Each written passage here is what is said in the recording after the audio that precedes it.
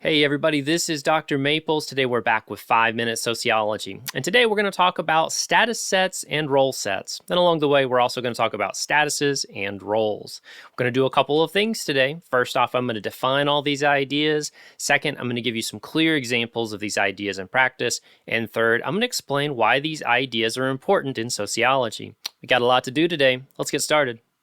So let's start with social status. Now, social status is simply one's standing in society in relation to other people.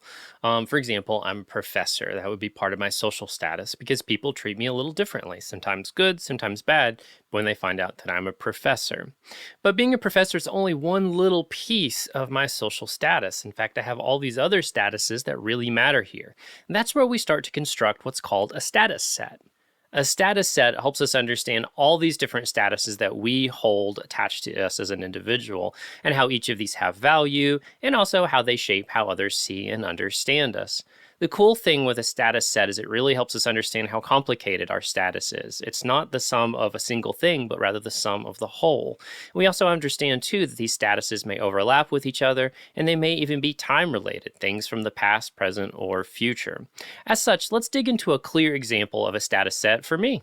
So I created a status set for myself, and looking through this list, we can see how each of these statuses have their own value, and that value may be different to different folks. Now, the big thing for me is that I'm a professor, and that's generally one of the things that I'm most valued for. But on top of that, I'm also a father and a spouse, and I know I'm really important to the people in that relationship.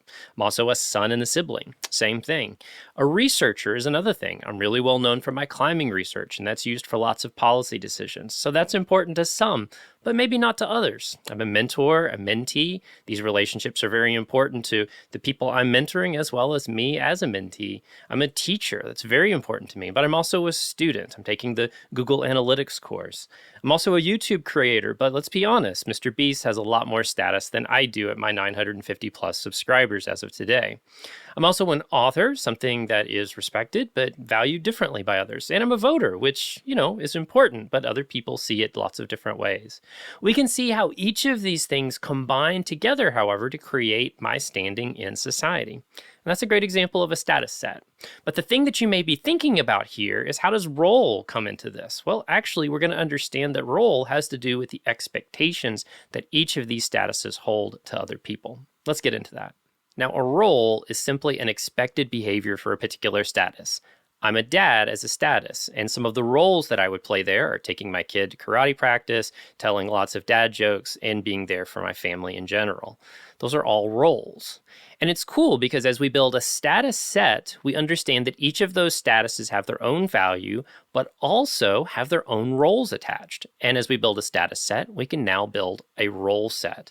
Now, a role set helps us understand all the different roles that we're playing in society based on our statuses. Role sets are exciting because they let us see how our roles sometimes overlap and sometimes conflict with each other. For example, one of my statuses is that I'm a professor. And as a professor, I'm expected, as terms of roles, to be a teacher and to be a researcher and to do public outreach and a whole bunch of other things, advising, mentoring, and so forth. But I'm also a dad, and I have to be honest, being a dad is one of the most time-intensive parts of my day. Working with my family, being there to support my family, making sure everyone is where they need to be at the right times, that's a huge chunk of my life. And making sure that I can do that and be a professor, these things start to conflict. In fact, you'll see that the roles of being the status of a professor and the roles of being status dad often conflict with each other. This is actually what we call role conflict, something I'll save for a future video. Status set and role set are exciting to sociologists because they're at the meeting point of two sociological perspectives: structural functionalism on one side, interested in the structure of our society, and symbolic interaction on the other, interested in the construction of the individual. Likewise, we can see the influence of Robert Merton's work on status set and the work of Irving Goffman on role set. These terms are also useful because they're toolkits. They help us understand the complex structure of how our society works and how status matters in things like power. On top of that, too, it gives us an opportunity to explore how the individual is constructed by the things happening around them, including social constructs and these expectations of what a parent or a professor or any of these statuses and the resulting roles would look like for an individual. All right, that's all for today. If there's ever a video I can do, you leave me a comment below. Otherwise, I will see you next time. Take care.